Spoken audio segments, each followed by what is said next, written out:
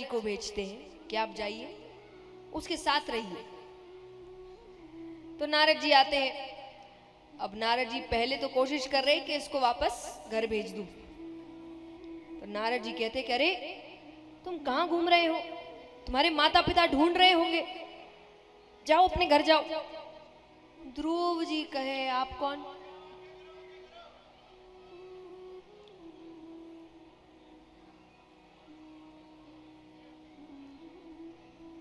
इधर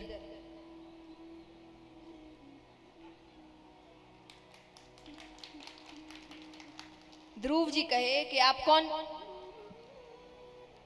नारद जी कहे कि मैं नारद हूं। अच्छा, आजकल कहानियां बदल गई है, सिंड्रेला और ये सब की कहानियां चलने लग गई है।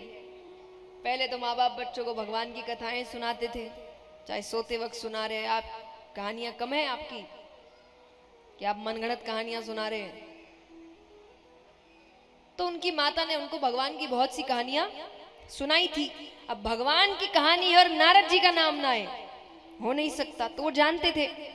तो वो कहते नारद जी आपकी तो बहुत सी कहानियां सुनी है मैंने, आप भगवान विष्णु को जानते हैं ना? तो उन्होंने कहा हाँ जानते हैं। बोले मुझे उनसे मिलना है। वो कहाँ मिलेंगे? नारद जी ने कहा वो ऐसे नहीं मिलते, वो जीवित नहीं मिलते, वो क्षीर सागर में रहते हैं, आप जीवित नहीं जा सकते। अब वो सोचने लगे।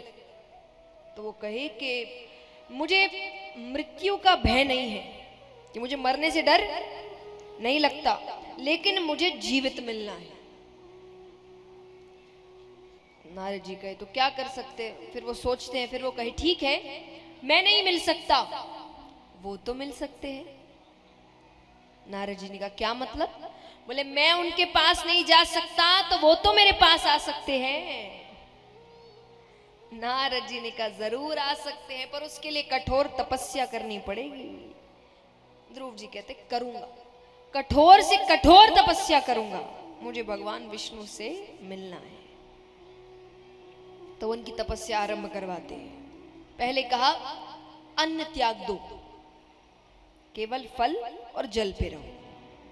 फिर कहा फल भी त्याग दो, केवल जल पे रहो। फिर कहा जल भी त्याग दो, अन्न फल जल सब त्याग दिया।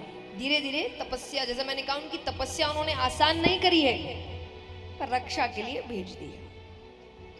एक पैर पर खड़े हो गए हैं।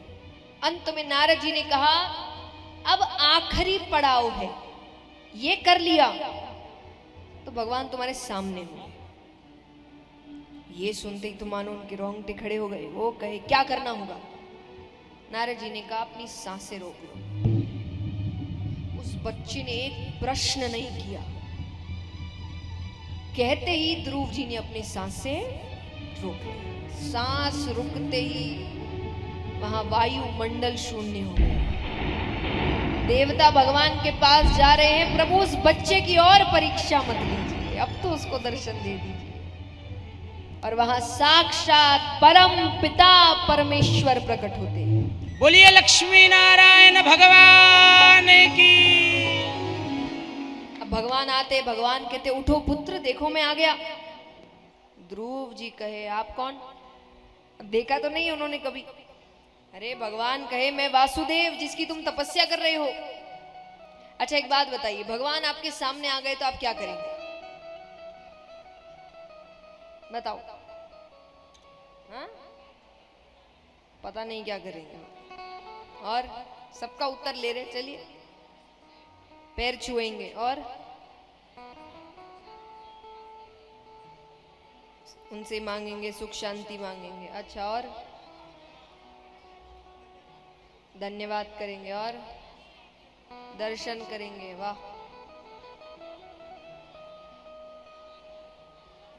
इसीलिए देखिए बच्चा हमेशा फायदे में रहता है। अब अंतर देखिए आप में और बच्चे में। आपने क्या क्या कहा सब सुना आपने, मैंने रिपीट किया इसीलिए, है ना? क्या मांगेंगे? हाँ, ये कर सकता है इंसान का कोई फायदा भरोसा नहीं है ना? वो आज तक भगवान से मांग रहा है प्रूफ, ये कहाँ वो कहाँ, ऐसा क्या वैसा क्या, है ना? जिसने दुनिया बनाई उससे ही पूछ रहे हैं कहाँ बनाई, कैसे बनाई। तो इंसानों का तो भरोसा नहीं है, करने को क्या कर दे भाई वो। लेकिन जैसा मैंने कहा कि बच्चा हमेशा फायदे में रहता है। क्यों? क्योंकि आपने कहा पैर छुएंगे, ये करेंगे, कोई कहे भूल जाएंगे। भगवान ने जैसे ही कहा मैं वासुदेव, ध्रुव जी ने सबसे पहले जाकर उनको गले लगा लिया। इतने खुश हुए वो।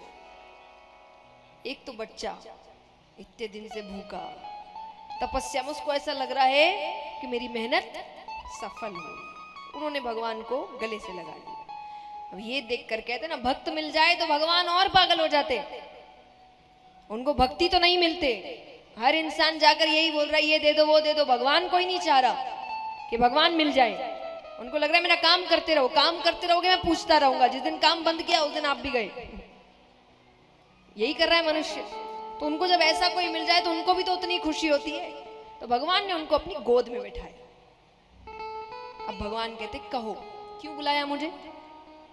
ध्रुव जी कहते हैं मुझे आपसे प्रश्न करने। एक तो देखिए व्यक्ति अपनी जिद पर आए तो क्या क्या भगवान को नीचे उतार सकता है।